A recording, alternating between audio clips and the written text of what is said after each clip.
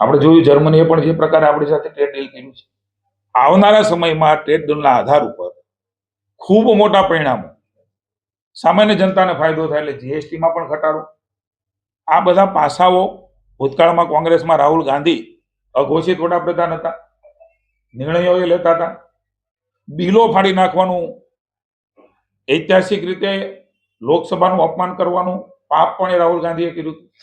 હવે એ માત્ર કેસેટ વગાડ્યા કરે એના બદલે એની કેસેટ ક્યારેય દેશની જનતાએ સ્વીકારી નથી, કારણ કે એ ખોટા છે. જો સાચા હોત તો અનેક ચૂંટણીઓમાં એમની કેસેટો સ્વીકારી હોત. એટલે ઘસાઈ ગયેલી રેકર્ડ વગાડવાના બદલે સકારાત્મક દેશ માટે વાત કરે તો દેશની સરકાર એ સકારાત્મક એના પાસાઓ પણ લેવા તૈયાર છે.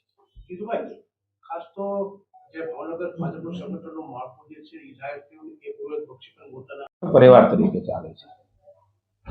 અમારા પરિવારમાંથી કોઈના સ્વજનમાં સુખ અને દુઃખ હોય ત્યારે અમારા સગા પછી હોય છે, પણ હંમેશા ભારતીય જનતા પાર્ટીનો કાર્યકર્તા એ બધા જ કામો ઉપાડી લેતો. એટલે ભાજપ એ અલગ સંગઠન છે, અમે એને પરિવાર કહીએ છીએ અને પરિવારના ભાવો પણ આપે પણ જોયા છે.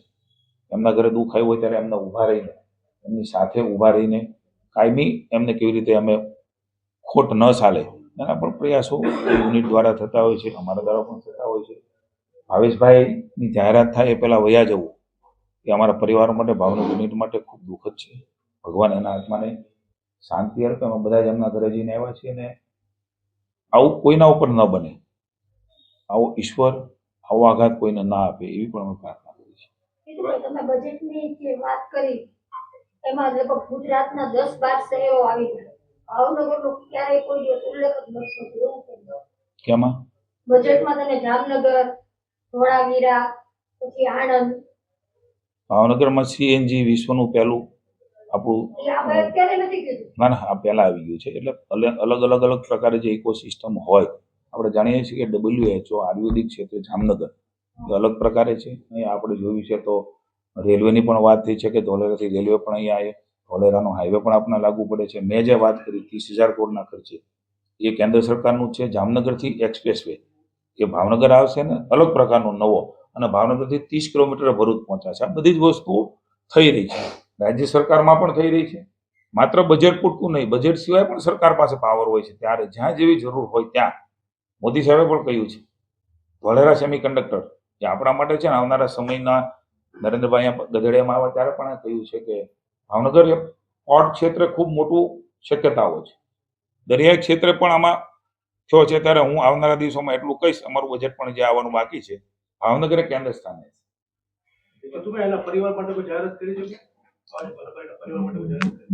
જાહેરાતનો તો વિષય નથી હોતો, તમારા સુધી કદાચ વાત પહોંચી છે, પણ એની દીકરી અમારા માટે સૌ માટે દુઃખદ બાબત હતી. હું પ્રમુખ બંને ત્યાં 12 સાયન્સમાં છે.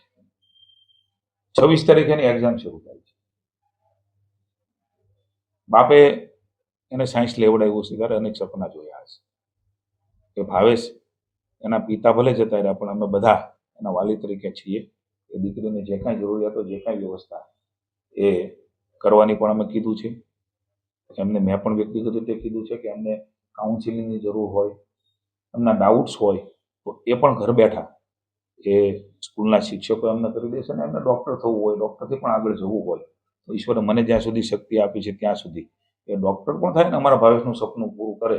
એના માટે મેં વ્યક્તિગત રીતે હું ભાજપ જ છું એટલે ભાજપ તરીકે એને દત્તક લીધી છે કે ભણવું હોય ત્યાં સુધી ભણી શકશે. કોઠારી બજેટની ચર્ચા કરી રહ્યા છે. કોઠારી કમિશનનો એક રિપોર્ટ છે જેમાં 6% એજ્યુકેશન પાછળ ખર્ચ થવા જોઈએ. એ વાતને ડિટેલ એ હમણાં એમાં જે વેપારી પ્રબુદ્ધ લોકોનું આપ પણ ત્યાં હશો, વાત મૂકવાનું છું. કમિશન જ્યારે નિમાતું હોય છે હંમેશા પ્રાથમિકતા એ શિક્ષણને આપી છે. સમયે સમયે આના પ્રકલ્પો બદલાતા હોય છે. અન્ય ટ્રેડ કે કુશળ કારીગરો, ટેકનોલોજી, સ્કિલ એના ઉપર સમગ્ર વિશ્વના યુવાનો વળ્યા છે. ત્યારે પેરેલલ સ્કિલને ધ્યાન આપવાનું, એના ઉપર ખર્ચ કરવાનો, આનું પણ એટલું જ મહત્વ રાખ્યું છે. અને કેજીથી પીજી સુધી દીકરીઓને ભણાવવાનું કામ, યુવાનો માટે અન્ય ઓપોર્ચ્યુનિટી અલગ અલગ ક્ષેત્રે, અલગ અલગ ટ્રેડમાં, ITIથી માંડીને આપણે સૌ જાણી રહ્યા છીએ પણ સ્કિલ યુનિવર્સિટી બનાવવાનું કામ, એટલે સમયે સમયે દરેક આયામો ઉપર પણ કામ એ નવા પ્રકલ્પ પર કામ થતું હોય છે.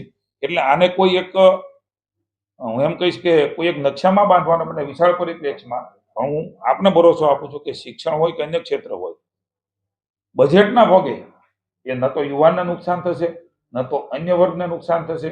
કારણ કે બજેટ એવી વસ્તુ છે કે એ કોર્પોરેટ ફંડમાંથી પણ જરૂર પડે ત્યારે જેવા ક્ષેત્રમાં જરૂર હોય શિક્ષણમાં તો ત્યાં પણ વધારાના બજેટો એ પછી ભવિષ્યમાં પુરવણી બજેટ જે અમારું આવે છે, અમારું રિવાઇઝ બજેટ કરીને અમે જે માગણી કરતા હોઈએ છીએ એ માગણીની અંદર પણ એમને પાસ કરતા હોય છે. એટલે ક્યાંય પણ પૈસાના ભોગે દેશની અંદર કોઈ પણ વિદ્યાર્થી કે કોઈ પણ ટ્રેડ એ બાકી રહેતો હોતો નથી. Thank you. અંતિમ Thank you. સવાલ, આ બજેટ સિવાયનો રાજુ કરપ આજે બજેટની વાત કરીએ પાર્ટીમાંથી રાજીનામું આપ્યું છે. આજે બજેટ પૂરતી વાત છે.